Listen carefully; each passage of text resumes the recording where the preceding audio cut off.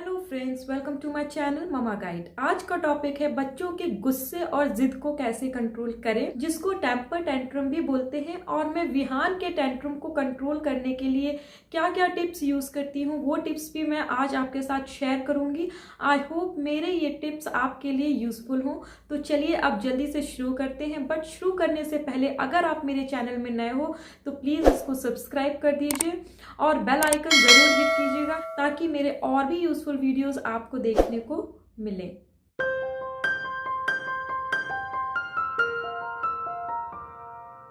First point है कि बच्चों में टेंट्रम किस उम्र तक रहता है और इसका रीजन क्या है।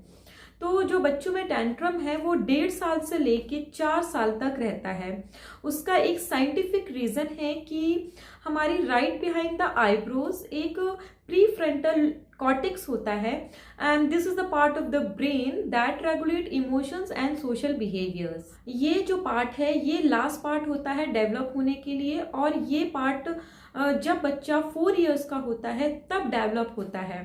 और इस पार्ट का काम ये होता है कि इस पार्ट से हम लोग लॉजिकली सोच सकते हैं किसी भी बात को, और अगर हमको कोई बात पे एक्ट करना है, कोई भी बात पे हमको रिएक्ट करना है, तो हम उस बात पे रिएक्ट करने से पहले 10 बार सोचते हैं इस लोब के कारण, इस पार्ट के कारण। बट ये पार्ट बच्चों में अभी डेवलप नहीं हुआ होता है, इसलिए बच्चे टेंट्रम ज्यादा शो करते हैं। बट इस इमेच्योर पार्ट के कुछ फायदे भी हैं, जैसे कि ये लैंग्वेज डेवलपमेंट में बहुत ही इंपॉर्टेंट रोल प्ले करता है और बिना हर्ट हुए बच्चे को हर चीज भूलने पे भी हेल्प करता है। आपने देखा होगा बच्चा 1-2 मिनट जिद करेगा और हम उसकी जिद पूरी नहीं करेंगे तो बच्चा शांत हो जाएगा और वो सब कुछ भूल जाएगा। और अगर हम बड़े होते हैं तो हमको वो चीज बुरी लग जाती है कि हमको ये चीज नहीं दी गई, हमको ये चीज नहीं मिली। बट बच्चा बिना हर्ट हुए हर चीज भूल जाता है और फिर पहले की तरह खेलने लगता है। तो ये जो रीजन है ये इसी इमेच्योर पार्ट की वजह से ही होता है कि बच्चा सब कुछ भूल के फिर से वैसा ही हो जाता है। हमारे ब्रेन में लिम्बिक सिस्टम्स होते हैं जिनका रोल होता है इमोशंस पे और मेमोरीज पे।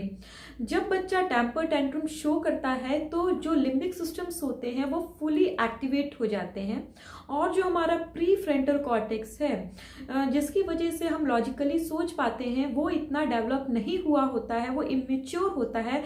तो बच्चा लॉजिकली सोच नहीं पाता है कि वो क्यों अपसेट है, उसको ये चीज जरूरी है कि नहीं है, और बच्चा टेंट्रम शो करने लगता है। नेक्स्ट पॉइंट है कि बच्चों के गुस्से को, जिद को, टेंट्रम को कैसे कंट्रोल करें। तो जैसे कि मैंने आपसे पहले बताया है कि बच्चों का लिम्बिक सिस्टम फुली एक्टिवेट होता है और उसका काम इमोशंस पे होता है। तो आप बच्चों के इमोशंस पे जाइए, आप ना कि बच्चों को लॉजिकली डांटिए। जैसे कि तुम क्यों रो रहे हो, तुमको क्या चाहिए है, मैं ये नहीं दूंगी, मैं ये नहीं करूंगी। ये सब बातें आप बच्चों से मत करिए क्योंकि बच्चा नहीं समझ पाएगा, उसका वो पार्ट अभी डेवलप ही नहीं हुआ है। आप बच्चों को इमोशनली कनेक्ट करिए जिससे बच्चा बहुत जल्दी अपना टेंट्रम लूज कर देगा और काम हो जाएगा। जैसे कि आप बच्चे को, जब बच्चा आपका जिद कर रहा हो, गुस्सा हो, तब आप बच्चे को लीजिए, उसको एक हग दीजिए और उसको बोलिए कि अरे मेरा बेटा बहुत सैड है, मेरा बेबी बहुत सैड है, मुझे पता है, बहुत गुस्सा है, मुझे पता है। इस तरीके से आप बात करेंगे तो आप देखेंगे कि बच्चा बहुत ही जल्दी काम डाउन हो जाएगा।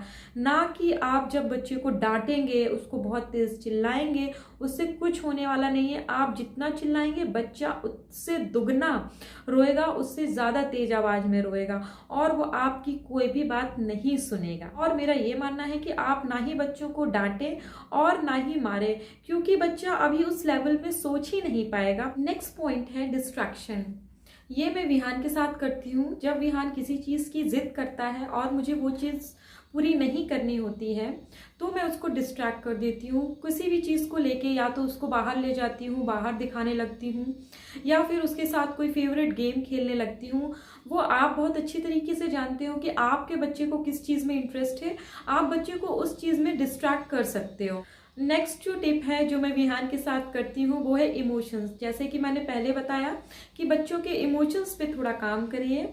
जैसे कि जब विहान ज़्यादा टीवी देखता है तब मैं उसको मना करती हूँ कि टीवी नहीं देखो, बट वो नहीं मानता है, जिद करने लगता है।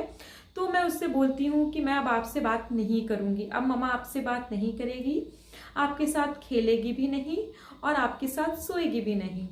तो तो उसको ये लगता है कि अब मम्मा मुझसे बात नहीं करेगी, और मैं ऐसे प्रिटेंड करती हूँ कि जैसे मैं उससे गुस्सा हूँ। तो वो मेरे पास आता है और पूछता है कि मम्मा आप मुझसे गुस्सा हो?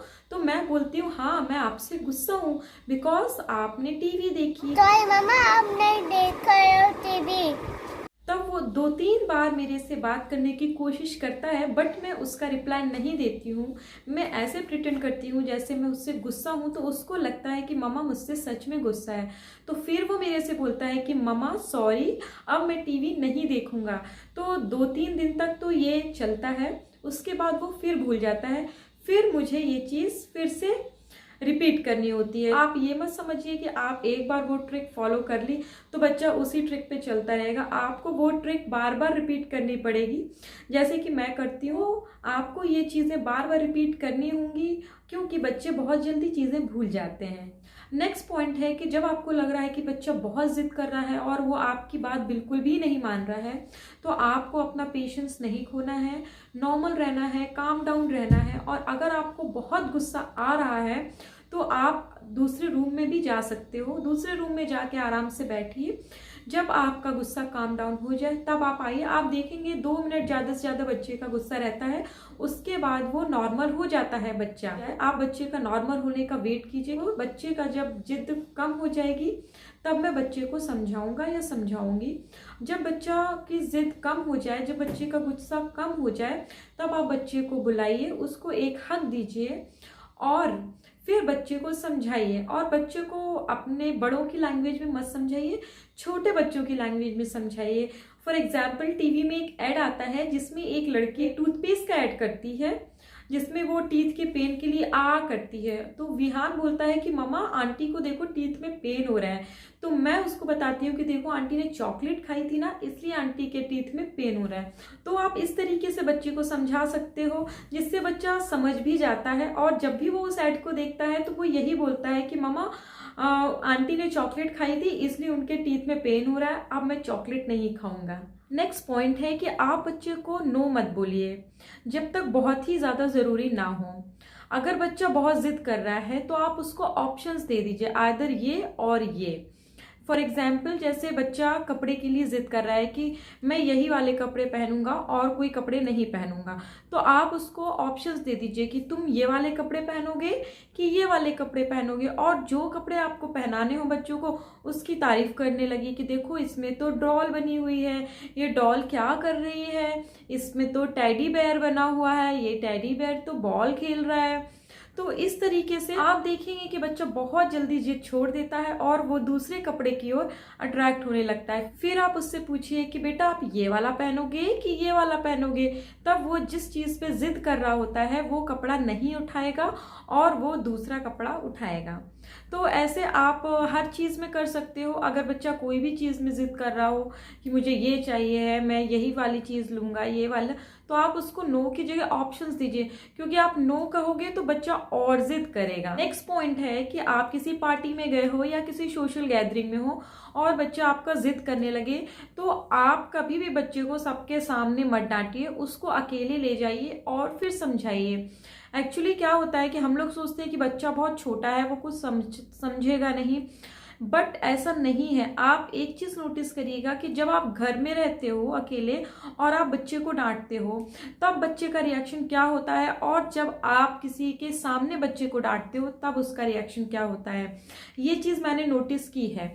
जब आप घर में रहते हो और आप बच्चे को डांटोगे तो बच्चा इतनी जल्दी वो चीज नहीं सुनता है, इग्नोर कर देता है। और जब आप किसी के सामने हो, पार्टी में हो या बहुत लोग बैठे हुए हैं, तब आप बच्चे को डांटेंगे, तो अगर आप थोड़ी सी तेज आवाज में अगर आपने बच्चे से बोल दिया तो बच्चा तुरंत रोना शुरू कर देता है। इसका मतलब ये है कि बच्चे को वो चीज हर्ट होती है। नेक्स्ट पॉइंट है कि बहुत सारी चीज़ों में बच्चे टेंट्रम शो करने लगते हैं, जैसे कि कभी कभार बच्चे पेरेंट्स का अटेंशन के लिए टेंट्रम शो करते हैं। तो मेरा ये कहना है कि ज़रूरी नहीं है कि आपको बच्चे के हर टेंट्रम पे अपना रिएक्शन देना है। कभी कभार आप बच्चे का टेंट्रम इग्नोर भी कर सकते हैं अगर वो इग्नोर करने लायक है तो। नेक्स्ट नेक्स्ट है कि बच्चा जब भूखा होता है तब भी वो टेंट्रम शो करता है। तो आपको ये चीज़ ध्यान रखनी होगी कि बच्चा आपका कब भूखा होता है।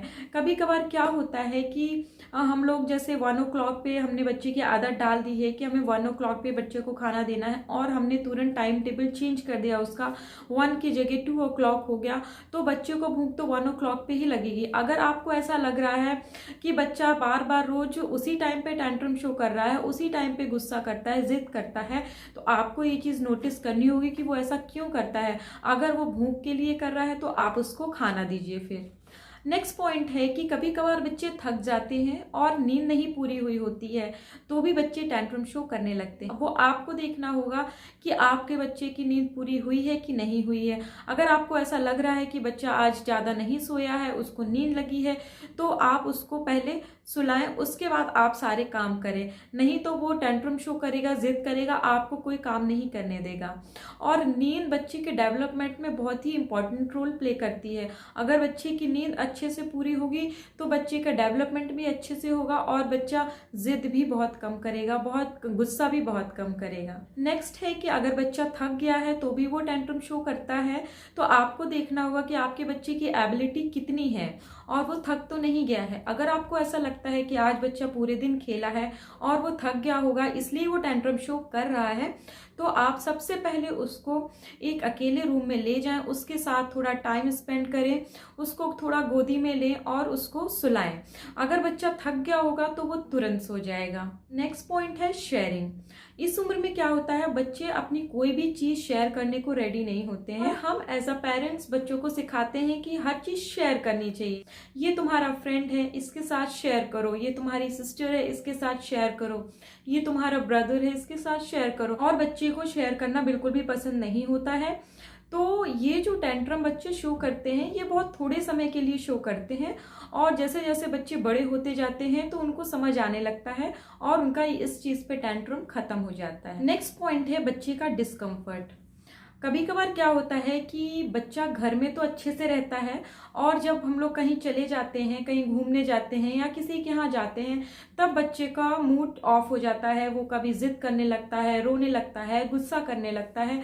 तो कभी कभार हम लोग सोचते भी हैं कि अरे ये घर में तो ऐसा नहीं था, यहाँ पर ऐसा कैसे हो गया। तो इसका रीजन यही है कि बच्चा घर में अपने आप को कंफर्टेबल फील करता है, बट वो वहां पर इतना कंफर्टेबल फील नहीं कर रहा है। तो आप ये चीज देखें और कोशिश करें कि अगर बच्चा कहीं जाने में डिस्कम्फर्टेबल फील कर रहा है तो आप वहां जाना कुछ दिनों के लिए अवॉइड कर दें, जब तक बच्चा छोटा है। जब वो बड़ा हो जाएगा तो अपने आप समझने लगेगा। अगर आप वहां जा रहे हो तो आप पूरी कोशिश करिए कि बच्चे को वहां कंफर्टेबल फील हो। कुछ बच्चे क्या होते हैं कि जल्दी किसी से हिलते मिलते नहीं हैं और हम लोग एज अ पेरेंट्स फोर्स करते हैं कि जाओ तुम उस बच्चे के साथ खेलो, जाओ देखो वो लोग खेल रहे हैं, उसके साथ खेलो। तो 1-2 बार आपने बोला, अगर बच्चा रेडी है खेलने को देन इट्स ओके, बट अगर बच्चा रेडी नहीं है तो आप उसको फोर्स मत करिए खेलने के लिए, क्योंकि वो वहां जाके खेलने में कंफर्टेबल फील नहीं करेगा। और जब वो उन बच्चों के साथ घुल मिल जाएगा तब वो अपने आप उन बच्चों के साथ खेलने लगेगा। एक स्टडी की गई थी बच्चों के टेम्पर टेंट्रम के लिए फूड से रिलेटेड, तो उसमें ये पाया गया है कि जो बच्चे आर्टिफिशियल कलरिंग और प्रिजर्वेटिव्स वाले फूड ज़्यादा खाते हैं उनमें टेम्पर टेंट्रम ज़्यादा होता है बाकी बच्चों के अपेक्षा। तो फ्रेंड्स, इस वीडियो में इतना ही। अगर आपको मेरा ये वीडियो यूजफुल लगा हो तो इसको सब्सक्राइब और लाइक ज़रूर कर दीजिएगा। Thank you for watching.